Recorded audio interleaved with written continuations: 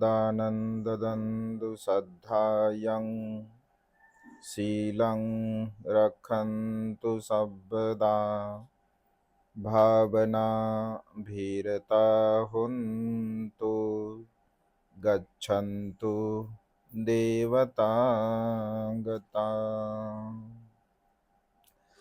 विश्ववंदनीय विश्व शांतिदूत महामानव तथागत सम्यक संबुद्ध तथागतांचा पावन पवित्र सद्धम्म त्या सद्धम्माचा सातत्याने प्रचार आणि प्रसार करणारा सदापूजनीय भिक्खू संघ बुद्ध धम्म आणि संघ या महान तीन रत्नाची आम्हा सर्वांना माहिती करून देणारे, आम्हा सर्वांचा आधारस्तंभ, भारतीय घटनेचे शिल्पकार, बोधिसत्व गुणप्रतंग डॉक्टर बाबासाहेब आंबेडकर यांच्या धम्मक्रांतीमध्ये शेवटच्या श्वासापर्यंत समर्पित राहतो। या मंगलमय प्रसंगी या वर्षावासाच्या पवित्र अशा कालखंडामध्ये डोंगरे परिवारांनी आपल्या सम्यक आजीविकेमधून एका बुद्धपुत्रांना भोजनदान देऊन आपल्या जीवनामध्ये महान आणि असीम असं पुण्य संपादन केलं आहे। या निमित्ताने सर्व उपस्थित श्रद्धासंपन्न उपासक उपासिका, त्याचप्रमाणे सातत्याने प्युरिटी ऑफ माइंड या यूट्यूब चॅनलच्या द्वारा धम्मदेशना श्रवण करून आपल्या जीवनामध्ये अनंत आणि असीम पुण्य संपादन करणारे सर्व श्रद्धासंपन्न उपासक उपासिका, आपणा सर्वांच्या प्रती अनंत अनंत मंगल कामना, मंगलमैत्री भावना व्यक्त करतो व तुम्हा सर्वांच्या हितासाठी, सुखासाठी आणि कल्याणासाठी तथागतांच्या श्रेष्ठ धम्मदेशनेला प्रारंभ करतो। पण सर्वांनी शांत चित्ताने, एकाग्र चित्ताने तथागतांच्या श्रेष्ठ धम्मदेशनेला श्रवण करावे, ग्रहण करावे। आज या मंगलमय प्रसंगी या वर्षावासाच्या पवित्र अशा कालखंडामध्ये डोंगरे परिवारांनी आज अत्यंत स्वादिष्ट, अत्यंत रुचकर अशा प्रकारचं भोजनदान देऊन आपल्या जीवनामध्ये महान आणि असीम असं पुण्य संपादन केलं आहे। दानंददंद सद्धायं शीलं रक्षन्तु सर्वदा भावना भीरता हुंतु गच्छन्तु देवता गता। भगवंत असे म्हणतात की श्रद्धायुक्त चित्ताने आपण नेहमी दान पुण्य केलं पाहिजे, शीलाचं पालन केलं पाहिजे, शीलाचं आपण रक्षण केलं पाहिजे आणि आपल्या स्वतःच्या मनाला सुचरित मार्गावरती आपण लावण्यासाठी ध्यान मनन चिंतन आपण केलं पाहिजे। अशा प्रकारे या तीन सद्गुणांचं अनुसरण करणारा मनुष्य सुखाच्या अवस्थेला अर्थात देवता गतीला प्राप्त होतो असं भगवंतांनी म्हटलं आहे। कारण सुख आपल्या जीवनामध्ये अत्यंत महत्त्वपूर्ण आहे। सुख प्राप्त व्हावं यासाठी आपण प्रयत्न करत असतो, कारण सुख हे मनुष्याच्या जीवनामध्ये अत्यंत महत्त्वपूर्ण अशी गोष्ट आहे। आणि त्यामुळे हे जे भौतिक जीवन आपण जगत असतो, तर या भौतिक जीवनामध्ये वेगवेगळ्या प्रकारच्या समस्या मनुष्याच्या जीवनामध्ये असतात, वेगवेगळ्या प्रकारचं दुःख मनुष्यांच्या जीवनामध्ये असते। या सर्व प्रकारच्या दुःखाला, या सर्व प्रकारच्या समस्येला जर नष्ट आपल्याला करायचं असेल तर आपलं मन मजबूत असलं पाहिजे, आपलं मन चांगलं असलं पाहिजे, निर्मळ असलं पाहिजे, पवित्र असलं पाहिजे। आणि आपलं जर मन मजबूत असेल, नैतिक बल आपल्यामध्ये असेल, तर वर्तमान काळामध्ये उत्पन्न होणाऱ्या सर्व प्रकारच्या समस्येला, दुःखाला आपण पूर्णपणे नष्ट करू शकतो। बाबासाहेब असं म्हणतात की माझं मन मजबूत आहे, मला नैतिक बल प्राप्त झालं आहे। तुमचं मन मजबूत व्हावं, तुम्हाला नैतिक बल प्राप्त व्हावं म्हणून भगवंताचा सद्धम्म मी तुम्हाला देत आहे। म्हणजे धम्माचं अनुसरण करणारा मनुष्य हा नैतिक बलवान होत असतो। नीतिमत्ता हा मनुष्याच्या जीवनामध्ये अत्यंत महत्त्वपूर्ण आहे आणि ही नीतिमत्ता आपल्या जीवनामध्ये आपल्याला प्राप्त करण्यासाठी आपल्याकडे तीन रत्नांच्या प्रती श्रद्धा असणं अत्यंत गरजेचं आहे। कारण तीन रत्नांच्या प्रती जर आपली श्रद्धा नसेल आणि त्यामुळे श्रद्धा नसल्या कारणाने तीन रत्नांच्या प्रती श्रद्धा ठेवून जे कुशल कर्म, जे पुण्यकर्म आपल्याला करायला मिळतात किंवा आपण केले पाहिजे, तर तशा प्रकारचे पुण्यकर्म, कुशल कर्म आपण करू शकत नाही। परिणामतः सुखाच्या मार्गापासून आपण वंचित असतो। आणि त्यामुळे ज्या ज्या मनुष्याला सुखाचा मार्ग आत्मसात करायचा आहे, ज्या ज्या मनुष्याला सुखाच्या मार्गाने मार्गक्रमण करायचं आहे, तर त्या मनुष्याने आपल्या जीवनाचे काही तत्व, काही ध्येय, इच्छा, आकांक्षा धारण करून त्यानुसार जीवन जगण्याचा प्रयत्न केला पाहिजे। आणि त्यामुळे जो मनुष्य सुखाची इच्छा धारण करतो किंवा सुखाची इच्छा मनामध्ये निर्माण करत असतो, तर मग काही तत्वाचं पालन केलं पाहिजे, काही सिद्धांताचं पालन केलं पाहिजे। त्या सिद्धांताचं, त्या तत्वाचं जर आपण अनुसरण करत असेल तर आपण सुखाला प्राप्त होऊ शकतो। भगवंताने बघा वेगवेगळ्या प्रसंगी वेगवेगळ्या उपासकांना उपासिकांना अनुसरून म्हणजे उपदेश दिलेले आहे. आणि त्यामुळे प्रसंग कुठलाही असेल, प्रसंग कोणताही असेल किंवा कुठेही भगवंताने जरी उपदेश दिले असतील, तर त्या उपदेशाचा सार होता की मनुष्याच्या मनामध्ये उत्पन्न होणारे दुःख आणि त्या दुःखांवरती उपाय, ह्या दोन गोष्टी मात्र भगवंताने सातत्याने आपल्या धम्मदेशनेमध्ये सांगितलेल्या आहे. कारण सुरुवातीला दुःख किंवा दुःखाचे कारण आपण शोधले पाहिजे की नेमकं दुःख कशामुळे होते, दुःखाचं कारण का आहे, दुःखाचा हेतू का आहे, दुःख का उत्पन्न होते, कशामुळे उत्पन्न होते, याचं चिंतन मनन आपण आपल्या जीवनामध्ये केलं पाहिजे.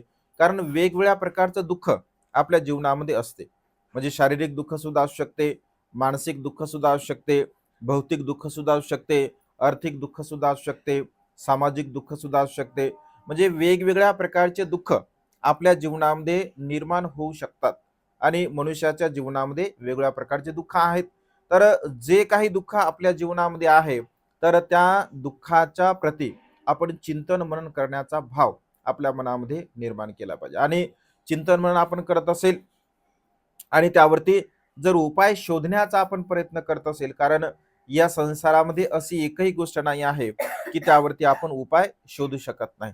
प्रत्येक गोष्टीवरती आपण उपाय शोधू शकत असतो, परंतु तशा प्रकारच्या त्या मार्गाने जर आपण प्रयत्न केले असतील, जर समजा आपल्याकडे मानसिक दुःख असेल, मानसिक दुःख कशामुळे उत्पन्न होऊ शकते, राग द्वेष लोभ मोह मीपणा अहमपणा गर्व ईर्षा, या सर्व प्रकारच्या विकाराला अनुसरून मानसिक दुःख आपल्या जीवनामध्ये आपल्याला निर्माण होऊ शकते.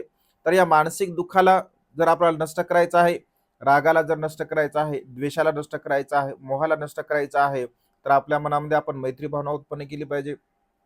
आपल्या मनामध्ये आपण करुणाभाव उत्पन्न केला पाहिजे. आपल्या मनामध्ये दयाभाव आपण उत्पन्न केला पाहिजे. एकमेकांच्या प्रती सेवा प्रवृत्ती सेवा वृत्ती आपल्या मनामध्ये असली पाहिजे. म्हणजे ज्या कर्मांना आपल्याला विकारांना नष्ट करायचा आहे, तर त्याच्या विरुद्ध सद्गुणांचा विकास आपण आपल्या मनामध्ये निर्माण केला पाहिजे. आपल्या मनामध्ये जर आपण सद्गुणांचा विकास जर निर्माण केला असेल, तर आपल्या मनातील दुःख पूर्णपणे नष्ट होत असते. शारीरिक दुःख जर आपल्याकडे असेल, तर आपण शरीराची व्यवस्थितपणे काळजी घेतली पाहिजे. शरीराला चांगल्या प्रकारचं आपण सांभाळलं पाहिजे. शरीर सुदृढ बनवण्यासाठी ज्या ज्या काही गोष्टी असतात, त्या गोष्टी आपण केल्या पाहिजे. कारण शारीरिक आणि मानसिक हे दोन प्रकारचे दुःख मनुष्याच्या जीवनामध्ये सध्याच्या घडीला आपल्याला पाहायला मिळतात. वरून जरी मनुष्य धष्टपुष्ट बघा दिसत असेल, तरी सुद्धा वेगवेगळ्या प्रकारच्या शारीरिक व्याधीने मनुष्य ग्रस्त असतो.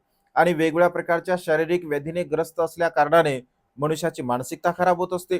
मनुष्याचं मन स्थिर राहत नाही, चंचल राहते. वेगवेगळ्या प्रकारच्या विषयाकडे मनुष्याचं मन वळत असते.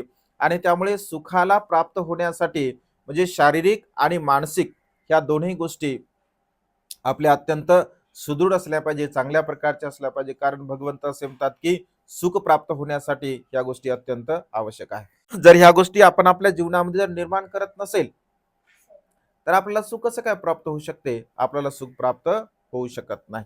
आणि त्यामुळे या सर्व प्रकारच्या सुखाला प्राप्त करण्यासाठी बघा, आपण दान केलं पाहिजे, आपण शीलाचं पालन केलं पाहिजे आणि आपण प्रज्ञेचा अभ्यास केला पाहिजे. मग दान कशासाठी केलं पाहिजे, तर दान म्हणजे केवळ पैसे नव्हे, तर दानाची फार विशाल अशी व्याख्या भगवंताने सांगितलं आहे. दानन ददंदु श्रद्धायन असं भगवंत म्हणतात. म्हणजे श्रद्धायुक्त चित्ताने आपण आपल्या जीवनामध्ये दान दिलं पाहिजे. दानाचे विशेष प्रकार सांगताना भगवंत असे म्हणतात की सब्बदानं धम्मदानं जिनाती. धम्मदान हे सर्वश्रेष्ठ दान आहे. मग धम्मदान म्हणजे काय, तर आपण दुसऱ्यांना जे काही चांगल्या गोष्टी सांगत असतो, चांगलं शिकवत असतो, किंवा आपण दुसऱ्यांना एखादा चांगला शब्द जरी सांगितला असेल, तर त्या मनुष्यामध्ये जर परिवर्तन होत असेल, तो मनुष्य जर बदलत असेल, किंवा एखादा अकुशल मार्गाला लागलेला मनुष्याच्या जीवनामध्ये त्याला आपण थोडंसं मार्गदर्शन केलं असेल, त्याला आपण चांगल्या गोष्टी सांगितल्या असतील आणि त्या चांगल्या गोष्टी सांगितल्यानंतर त्याचं जे काही अकुशल भाव असेल, अकुशल मार्ग असेल, तर तो पूर्णपणे बदलत असेल, नष्ट होत असेल, तर त्याला सुद्धा धम्मदान भगवंतानी म्हटलं आहे. मग धम्मदान सर्वसामान्य रूपाने भिक्षू करत असतात, भिक्षुनी करत असतात. पण उपासक जर प्रज्ञावान असतील, ज्ञानी असतील, बुद्धिवान असतील, तर उपासक सुद्धा करू शकतात. उपासिका ज्ञानी असतील, प्रज्ञावान असतील, बुद्धिवान असतील, तर उपासिका सुद्धा करू शकतात. कारण भगवंताच्या काळामध्ये बघा उपासक सुद्धा ज्ञानी होते, हुशार होते, बुद्धिवान होते. उपासिका सुद्धा तशा प्रकारच्या ज्ञानी, हुशार, बुद्धिवान होत्या. आणि त्यामुळे धम्माचं दान आपण करू शकतो या संसारामध्ये. भगवंत असे म्हणतात की मग धम्माचं दान करण्यासाठी तुमच्याकडे ज्ञान सुद्धा आवश्यक आहे. आणि ते ज्ञान जर तुम्हाला प्राप्त करायचं असेल तर तुम्हाला मेहनत करावी लागते, परिश्रम करावे लागते, चांगल्या मार्गाचं ध्यान म्हणून चिंतन करावं लागते. कारण चांगल्या मार्गाचं ध्यान म्हणून चिंतन जर आपण करत नसेल तर आपली प्रज्ञा विकसित होऊ शकत नाही. आणि आपली प्रज्ञा जर विकसित होत नसेल, आपल्याकडे जर ज्ञान नसेल तर आपण दुसऱ्यांना सांगू शकत नाही. आणि त्यामुळे स्वतः सुद्धा आपण ज्ञानी बनण्याचा प्रयत्न केला पाहिजे. तर धम्माचं दान हे सर्वश्रेष्ठ दान आहे असं भगवंतांनी म्हटलं आहे. धम्मदानापेक्षा दान या संसारामध्ये कोणतंही श्रेष्ठ नाही. 45 वर्षापर्यंत बघा भगवंताने, म्हणजे अगदी शेवटच्या क्षणापर्यंत भगवंताने या संसारातील लोकांना धम्माचं दान दिलं. मृत्यूच्या पश्चात सुद्धा सुभद्र नावाच्या परिवर्जकाला भगवंताने मृत्यूच्या पहिले उपदेश केला. म्हणजे अगदी ज्ञान प्राप्त झालं तेव्हापासून ते मृत्यूच्या शेवटच्या क्षणापर्यंत भगवंताने बघा धम्माचं दान दिलं. आणि त्यामुळे धम्माचं दान करणारा मनुष्य या संसारामध्ये अजरामर होत असतो. मनुष्य संपत्तीने अजरामर होत नाही. मनुष्याकडे किती भौतिक धनसंपदा आहे, त्याच्याकडे किती पैसा आहे, त्याच्याकडे किती जमीन आहे, त्याच्याकडे किती भौतिक वस्तू आहेत, तर या सर्व प्रकारच्या गोष्टीमुळे मनुष्य बघा अजरामर होत नाही. तर मनुष्याच्या कर्मामुळे अजरामर होत असतो. आणि त्यामुळे सातत्याने कुशल कर्म, पुण्यकर्म आपण करण्याचा प्रयत्न केला पाहिजे. भगवंत बघा, भगवंताकडे काहीच नव्हतं, हातामध्ये भिक्षापात्र होतं. आणि हातामध्ये भिक्षापात्र घेऊन भगवंताने 45 वर्षापर्यंत या संपूर्ण जम्बूद्वीपामध्ये चारिका केली. वेगवेगळ्या ठिकाणी भगवंत जायचे. मग ब्राह्मण असो, क्षत्रिय असो, वैश्य असो, शूद्र असो, अतिशूद्र असो, कोणी रंक असो, राव असो, सर्वांकडे भगवंत जात असत. आणि तशा प्रकारे त्या मनुष्याच्या चेहऱ्याला अनुसरून भगवंत उपदेश करत असत. आणि उपदेश ऐकल्यामुळे लोकांच्या मनामध्ये परिवर्तन होत असे, लोकांचं जीवन बदलत असे. आणि लोकांचं जीवन बदलल्यामुळे बघा लोक भगवंताच्या धम्माला शरण जात होते. मग डाकू लोक सुद्धा शरण जात होते, भंगी लोक सुद्धा शरण जात होते, गरीब लोक, श्रीमंत लोक, मध्यमवर्गीय, राजे, महाराजे, सर्व प्रकारचे लोक भगवंताच्या धम्माला शरण जात होते. कशामुळे? कारण भगवंताचा धम्म हा सुखाचा आहे. भगवंताच्या धम्माचं अनुसरण करणारा मनुष्य या संसारामध्ये कधीही बघा दुःखाला प्राप्त होऊ शकत नाही. प्रत्येक मनुष्य सुखाच्या मार्गाने जीवन जगू शकतो. जर भगवंताने सांगितलेल्या मार्गाला अनुसरून जर आपण जीवन जगण्याचा प्रयत्न केला तर आपल्याला सुख प्राप्त होऊ शकते. आणि भगवंताने सांगितलेल्या मार्गाचं जर आपण अनुसरण केलं नाही तर आपल्याला सुख प्राप्त होऊ शकत नाही. मनुष्य बघा सुख प्राप्त होण्यासाठी वेगवेगळ्या प्रकारच्या मार्गाने अनुसरण करत असतो. भगवंताच्या काळामध्ये सुद्धा लोक वेगवेगळ्या प्रकारचा मार्ग क्रमण करत होते. लोक नद्या नाल्यांची पूजा करत होते, झाडाझुडपांची पूजा करत होते, ईश्वर देवी देवतांची पूजा करत होते, सूर्य, चंद्र, तारे, ग्रहांची पूजा करत होते. आजही लोक करतात. म्हणजे भगवंताच्या काळामध्ये ज्या ज्या गोष्टींची पूजा लोक करत होते सुख प्राप्त होण्यासाठी, आजही बघा त्याच गोष्टींची लोक म्हणजे पूजा करतात. असंख्य लोक आहेत असे की मिथ्या दृष्टीने जीवन जगणारे लोक आहेत. आणि जे लोक मिथ्या दृष्टीने जीवन जगत असतात तर त्या मनुष्यांच्या जीवनामध्ये सुख कसं प्राप्त होईल? सुख प्राप्त होऊ शकत नाही. आणि त्यामुळे डोळस बुद्धीने आपण विचार केला पाहिजे, सम्यक दृष्टीने आपण विचार केला पाहिजे. चांगलं काय आहे, वाईट काय, योग्य काय, अयोग्य काय, माझ्या हिताचं काय आहे, माझ्या सुखाचं काय आहे, मी काय केल्यानंतर माझं कल्याण होणार आहे, मी काय केल्यानंतर माझं मंगल होणार आहे, मी काय केल्यानंतर माझं अहित होईल, अकल्याण होईल. अशा प्रकारची प्रज्ञा, अशा प्रकारची बुद्धी बघा मनुष्याला असली पाहिजे. कारण मनुष्य प्राणी हुशार आहे, बुद्धिवान आहे, ज्ञानी आहे. या सर्व गोष्टी काय प्राण्याला थोड्या समजतात की काय केलं पाहिजे, काय नाही केलं पाहिजे? प्राण्याला हे काही समजत नाही. हे फक्त मनुष्याला समजते की नेमकं काय केलं पाहिजे आणि काय नाही केलं पाहिजे. कधी कधी मनुष्य प्राण्यापेक्षाही बघा म्हणजे चुकीचं वागत असतो. या संसारामध्ये प्राणी तरी कधीतरी म्हणजे चांगल्या प्रकारचं जीवन जगतात, परंतु मनुष्य मात्र चांगल्या प्रकारचं जीवन जगत नाही. तुम्ही कधी असं ऐकलं का? व्यवहारामध्ये उदाहरण जर आपण घ्यायचं असेल तर बघा, दारू पिणे अकुशल कर्म आहे, ऐक ना. दारू असेल, गांजा असेल, सिगारेट असेल किंवा कुठल्याही प्रकारचं मद्यसेवन असेल, म्हणजे अशा प्रकारचे अकुशल कर्म करणं वाईट आहे. खोटं बोलणं वाईट आहे, निंदानास्ती करणं वाईट आहे, चहाडी चुगली करणं वाईट आहे, व्यर्थ बडबड करणं वाईट आहे, प्राण्यांची हिंसा करणं वाईट आहे, व्यभिचार अकुशल कर्म करणं वाईट आहे. म्हणजे ह्या सगळ्या गोष्टी वाईट आहेत. सर्व लोकांना माहित सुद्धा आहे की ह्या सगळ्या गोष्टी वाईट आहेत, या गोष्टी अहित आहे, या गोष्टीने आपलं काही कल्याण होणार नाही आहे, तरी सुद्धा मनुष्य ह्या गोष्टी करत असतो. चाडी चुगली करतो मनुष्य, प्राण्यांची हिंसा करतो, चोरी करतो, व्यभिचार करतो, नशापतन करतो. वेगवेगळ्या मार्गाचं अनुसरण मनुष्य बघा या संसारामध्ये करत असतो. म्हणजे माहीत असून सुद्धा मनुष्य या मार्गाचं अनुसरण करतो, कारण त्याची प्रज्ञा विकसित नसल्यामुळे, अज्ञानपणामुळे मनुष्य असा विचार करतो. तुम्ही प्राण्याच्या बाबतीत जर विचार केला असेल तर समजून घ्या, उदाहरण आपण बकरीचं उदाहरण घेऊ. म्हणजे एखाद्या काटेरी झुडपात बघा, अत्यंत काटेरी झुडपं असतात, त्या काटेरी झुडपामध्ये तुम्ही कसं कधी असं ऐकलं का, कधी तुम्ही विचार केला का, किंवा कधी तुम्हाला कोणाला सांगितलं का की एखाद्या काटेरी झुडपाचा पाला खात असताना एखाद्या बकरी नुसते काटे काटेच खाल्ले, असं कधी ऐकलं का आपण? नाही. म्हणजे कितीही काट्याचं झाड असू द्या बघा, ऐक ना, ते बाभूळ असतात, बाभूळ, एक पिसाळी बाबूळ असते, आमच्याकडे पिसाळी बाबूळ म्हणतात तिला, म्हणजे नुसते काटे काटे असतात बघा तिला, आणि अगदी क्वचित त्याला पाला असतो, एक एक दोन दोन पानं असतात. त्या पिसाळ्या बाभळीच्या काट्यातून एक पाला ती बकरी काढत असते. म्हणजे तिला जेवढं आवश्यक आहे तेवढंच ती खाते बघा. म्हणजे काटे कधीही खाल्ले असं बकरीने जाणवतं का? म्हणजे तिला माहित आहे की हे आपल्या हिताचं नाही, हे आपल्या सुखाचं नाही, किंवा हे खाल्ल्यानंतर आपल्या पोटामध्ये म्हणजे आपल्याला काही ते पचणार नाही आहे, किंवा आपण ते खाऊ शकत नाही, ती खात नाही, तिला आवश्यक आहे तेवढंच खात असते. परंतु बघा मनुष्याला सगळं माहित आहे, हे खाणं वाईट आहे, हे करणं अकुशल आहे, हे करणं पाप आहे, तरी सुद्धा बघा मनुष्य करत असतो. आणि त्यामुळे मनुष्य जाणून बुजून कधी कधी करतो, कधी कधी अजाणतापणे करतो, कधी कधी मित्रमंडळीच्या सहवासामध्ये राहून करतो, ऐक ना, कधी कधी संगतीमुळे सुद्धा करत असतो. आणि त्यामुळे मनुष्य विचार तर करतो की मला सुख पाहिजे आहे, मी तर सुखाने जगलो पाहिजे, माझा परिवार सुखी असला पाहिजे, असं केवळ मनुष्य विचार करतो. आणि केवळ विचार करूनच जर आपण राहत असेल तर सुख कसं काय प्राप्त होईल? सुख आपल्याला प्राप्त होऊ शकणार नाही. आणि त्यामुळे सुख जर प्राप्त करायचं असेल तर त्या मार्गाने आपण अनुसरण केलं पाहिजे.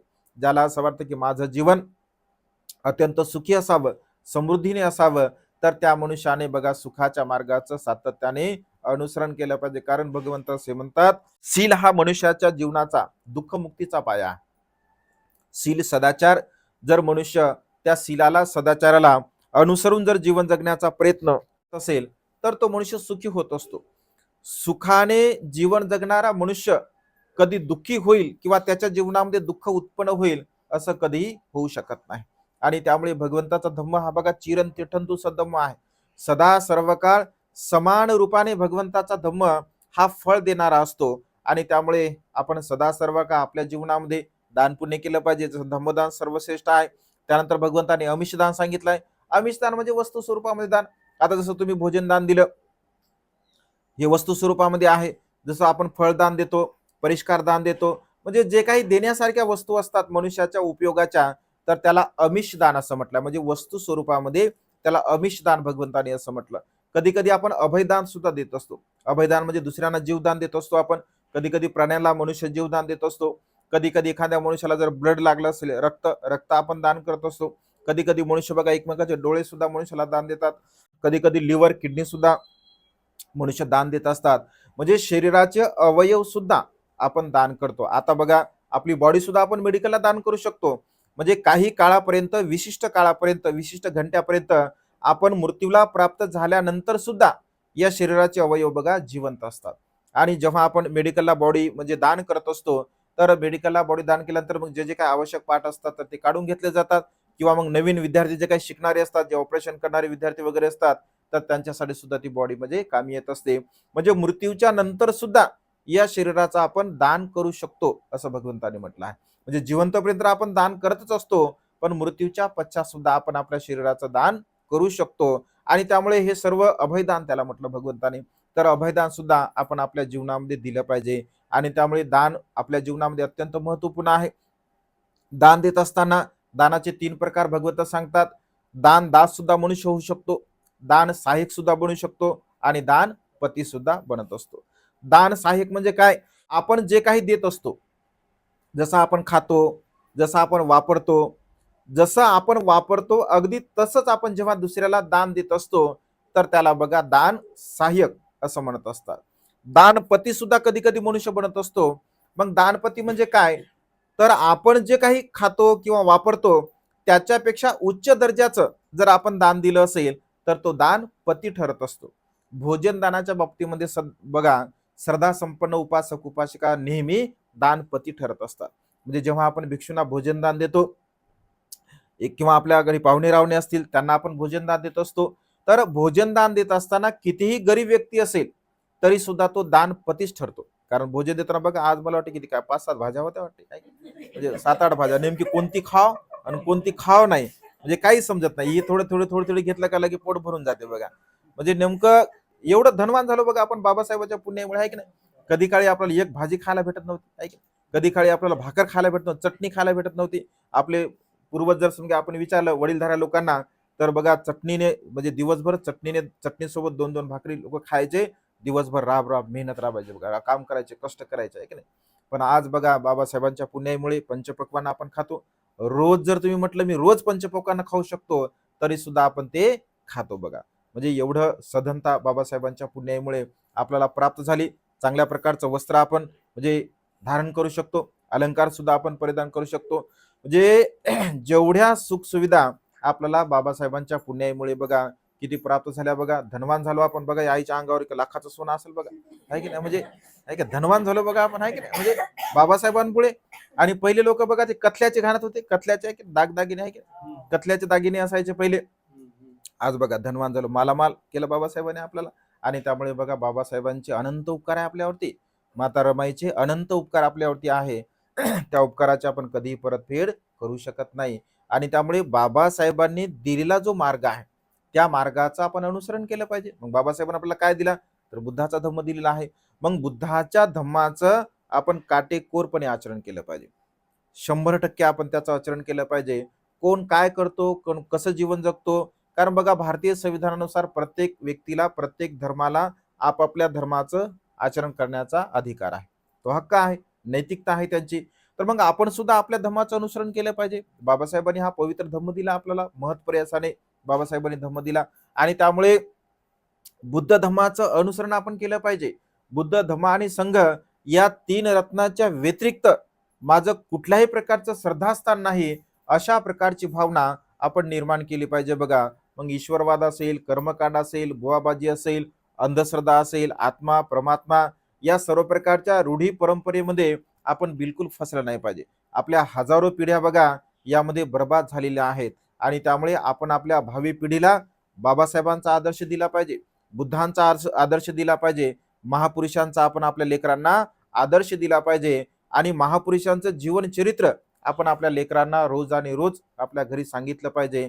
तो आदर्श जर तुम्ही तुमच्या मुलाबाळांना जर दिला तर बघा त्यांची कधीच अधोगती होणार नाही, त्यांची उन्नती आणि उन्नती होत राहील. आणि त्यामुळे तुमच्या लेकराबाळांची जर तुम्हाला उन्नती करायची असेल तर महापुरुषांचा आदर्श त्यांच्या समोर आपण ठेवला पाहिजे.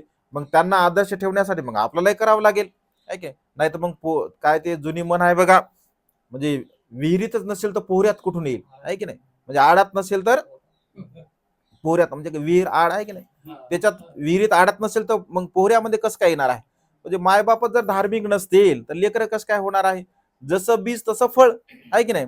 म्हणजे बीजच किडका आहे तर फळ कसं काय चांगलं मिळणार आहे आपल्याला, फळ चांगलं मिळणारच नाही. त्याच्यामुळं बीज अत्यंत परिपक्व असलं पाहिजे. मात्या पित्याने परिपक्वता धारण केली पाहिजे, मात्या पित्याने चांगल्या प्रकारचं जीवन जगण्याचा प्रयत्न केला पाहिजे. आणि आपल्या मुलांसमोर आदर्श आपण निर्माण केला पाहिजे की बाळ अशा प्रकारचं जीवन जगलं पाहिजे. रामजी बाबांचा आदर्श आपण घेतला पाहिजे बघा. रामजी बाबा स्वतः तशा प्रकारचं धार्मिक होते.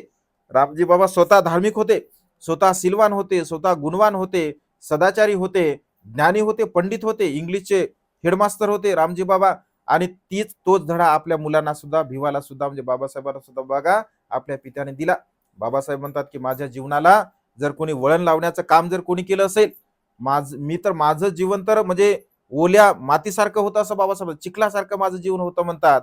माझ्या या चिखलासारख्या जीवनाला जर वळण लावण्याचं काम कोणी केलं असेल तर ते माझ्या पिताजीने केलं आहे. बाबासाहेब कृतज्ञ व्यक्त करतात बाबासाहेबांच्या आपल्या पित्याच्या प्रती. म्हणजे हे आपल्या मुलांना तशा प्रकारचे भाव आपल्याप्रती उत्पन्न झाले पाहिजे. नाहीतर लोक आपले लेकरं म्हणतात तुम्ही काय कमावलं म्हणतात आम्हाला सांगायला म्हणतात, आहे की नाही. तुम्ही काय कमावलं म्हणतात आम्हाला सांगायला, तुम्ही की कमावा म्हणून तुम्ही मेहनत करा, परिश्रम करा. म्हणजे आपले लेकरं जिवंतपणे बघा आपल्याला असं म्हणतात कोणी कोणाची सेवा करत नाही, मातेपित्यांची सेवा करत नाही. मातेपित्यांची जर लोकांनी सेवा केली तर वृद्धाश्रम कशाला झाले असते बघा. म्हणजे एवढ्या वृद्धाश्रमांची संख्या आता वाढलेली आहे की भयानक वृद्धाश्रमांची संख्या वाढली. कशामुळे? कारण आपण आपल्या आईवडिलांची सेवा करत नाही, आपण आपल्या सासऱ्याची सेवा करत नाही. मग आपण आपल्या आईवडिलांची सेवा करत नसेल, सासऱ्याची सेवा करत नसेल, तर आपली लेकर कसं काय आपली सेवा करतील? करणारच नाहीत. कारण तुम्हाला लहानपणापासून ते पाहतात, लहानपणापासून पाहतात तुम्हाला की माझे आई वडील माझ्या आजोबाची सेवा करतात का? करत नाहीत. मग आपण त्यांना बोलतो, मारतो, त्यांना शिव्या देतो, अपशब्द बोलतो. मग लेकर सुद्धा बघा आपले तसेच वळण लावत असतात, कारण घरातून सगळे काही संस्कार होत असतात. आणि त्यामुळे आपण खूप चांगल्या प्रकारचं जीवन जगलं पाहिजे. वडीलधाऱ्या लोकांची आपण सेवा केली पाहिजे, मातेपित्यांची आपण सेवा केली पाहिजे. म्हणजे सेवाभाव आपल्या जीवनामध्ये अत्यंत महत्त्वपूर्ण आहे. आणि धम्म जर आपल्या सोबत असेल तर ह्या सगळ्या गोष्टी आपण करू शकतो. धम्म जर नसेल तर ह्या गोष्टी आपण काही करू शकत नाही. आणि त्यामुळे बघा भोजनदानामध्ये आपण नेहमी दानपती ठरत असता. कधी कधी मनुष्य बघा दानदास ठरतो, कधी कधी दानदास ठरतात. कधी कधी बघा आम्ही कार्यक्रमाला जात असतो, आम्ही काय फळं खात नाही बघा. लोक फळं देत राहतात पण मी काय फळं खात नाही. मी नेहमी असं म्हणतो की आम्ही काय फळं खातच नाही. कधी कधी बघा एखाद्या वेळेस जातो आम्ही, एकच केळ असं असते काळडक पडलेलं, एक एक केळ, एकच ऍपल एकदम छोटस असं, ऐक नाही, एक असं आणणार. म्हणजे कधी कधी लोकांना फक्त फॉर्मॅलिटीज करतात, बुवा द्यायचं म्हणून द्यायचं काहीतरी एवढं एवढं. आणि फळावाल्याकडे गेलं तुम्ही, पूजेला फळ द्या म्हटलं का लगेच ते पण बारीक बारीक काढते, असे दोन चार चार पाच फळ. पूजेला म्हणलं का कार्यक्रम सगळा बारीक बारीकच काढते, कारण बारीक काय फळ कोणी घेत नाही त्याचे. आणि पूजेला म्हणलं मग पूजेला कोणतंही चालते, काही फरक पडत नाही. म्हणजे असं बघा, म्हणजे फळं देण्याचा उद्देश हा आहे की बा संध्याकाळी भिक्षू लोक भोजन करत नसतील, जे करत नसते, काही भिक्षू करत नाहीत, कदाचित करत नाहीत, बिलकुलच करत नाहीत. मग ते फळं वगैरे खातात. फळं काय पूजेचा भाग नाही आहे, म्हणजे फळं ठेवले म्हणजे काय पूजेला काय होते असं बिलकुलच काही नाही. फळं हे फक्त खाण्यासाठी असते, आहे की नाही. पूजेचा भाग वेगळा आणि फळाचा भाग वेगळा. फळं फक्त खाण्यासाठी असतात बघा. म्हणजे भंतेजीनं बा फळं खावे, धष्टपुष्ट राहा, भंतेजी धर्माचा प्रचार प्रसार करण्यासाठी. म्हणजे हाच उद्देश आहे, दुसरा काही उद्देश नाही. कारण भंतेजी काय मार्केटला जात नाही, भंतेजी काय केळं विकत घेत नाही, भंतेजी काय ऍपल विकत घेत नाही, भंतेजी काही विकत घेत नाही. जे लोक देतात ते भंतेजी खातात, नाही भेटलं तर राहिलं नाही खायचं. म्हणजे त्यामुळं तर अशा पद्धतीने एरी आपण ठेवतो पूजेला, बसायला छान वाटते. बाकी त्याचा काही संबंध नाही असा पूजेला फळं असले काय नसले काय. कधी कधी लोक म्हणतात भंतेची फळच नाही आणले म्हणतात आम्ही, तर नाही आणलेत, नाही आणले, फळाचा सुखाचा काय संबंध आहे. म्हणजे एवढं त्यांना गिल्टी फील होते, एवढं दुःख वाटतं ना की नाही फळच भेटले नाही म्हणतात भंतेजी. मागं एकदा पूजेला गेलो आम्ही, भंतेजी 4 फळं भेटले म्हणे, एक फळ भेटलंच नाही म्हणे. काय करू म्हणते सांगा, तुमच्याकडे घेऊन या म्हणे भंतेजी. मी म्हणलं आता माझ्याकडे कुठं भेटणार. म्हणजे आताच उदाहरण आहे बघा, म्हणजे लेटेस्ट 15 दिवसाचं उदाहरण आहे.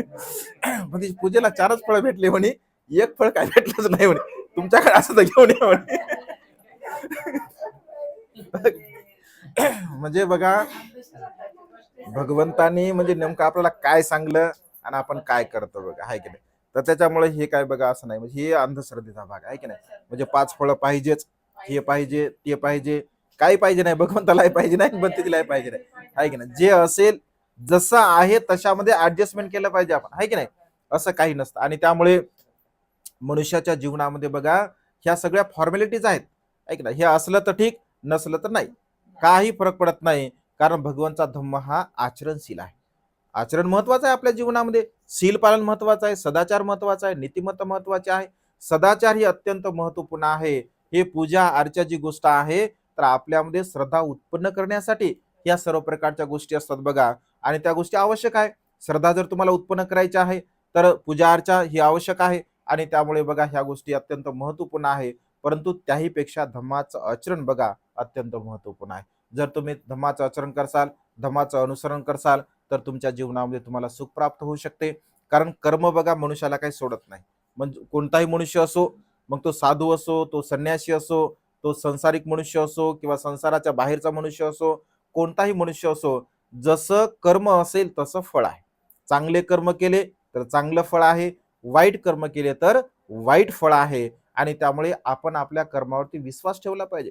भगवंत असे म्हणतात की ज्या मनुष्यांचा कर्मावरती विश्वास असतो, कर्म म्हणजे काय, कर्म म्हणजे आपण करतो ते काम, ऐक ना. चोरी करू नये, प्राण्यांची हिंसा करू नये, व्यभिचार करू नये, खोटं बोलू नये, निंदानास्ती करू नये, चहाडी करू नये, व्यर्थ बडबड करू नये, कुठल्या प्रकारच्या नशिली पदार्थाचं सेवन करू नये. हेच कर्म आहे, दुसरं काही कर्म नाही आहे. हे कर्म आपण चांगल्या प्रकारचे करावे.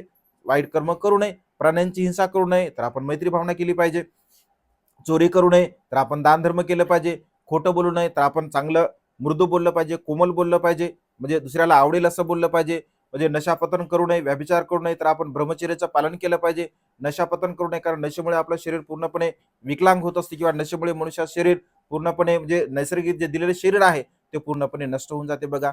आणि त्यामुळे नेहमी चांगल्या प्रकारचं आपण आचरण करावं, कायीने वाचेने आणि मनाने आपण परिशुद्धता आपल्या जीवनामध्ये धारण करण्याचा प्रयत्न केला पाहिजे, कारण सुख आपल्या जीवनामध्ये अत्यंत महत्वपूर्ण आहे. आणि त्यामुळे सातत्याने बघा आपण जे काही दानपुण्य करत असता हे संपूर्ण दानपुण्य आपल्या जीवनामध्ये महान आणि असीम असं पुण्य प्राप्त करून देण्यासाठी आपल्याला सहाय्यक ठरत असते. आज या वर्षावसाच्या पवित्र अशा कालखंडामध्ये डोंगरे परिवारांनी अत्यंत श्रद्धेने जे भोजन दान दिलं, या संपूर्ण दान पुण्याच्या बलाने डोंगरे परिवारांना व तुम्हा सर्वांना तुमच्या जीवनामध्ये सुख समाधान आयुष्य वर्ण आणि बल प्राप्त हो. तुम्हा सर्वांच्या इच्छित आणि पार्चित मनोकामना ढगातून मुक्त झालेल्या शीतल चंद्रमाप्रमाणे पूर्णत्वात जाऊ, अशा प्रकारची मंगलमय आणि उदात कामना या ठिकाणी व्यक्त करून ही धम्मदेशना संपन्न करतो. सर्वांचं मंगल हो, सर्वांचं कल्याण हो, सर्वांना दीर्घायुष्य लाभो. प्रणाम करा. बुद्धं नमः, धम्मं नमः, संघं साधु सुखी हो.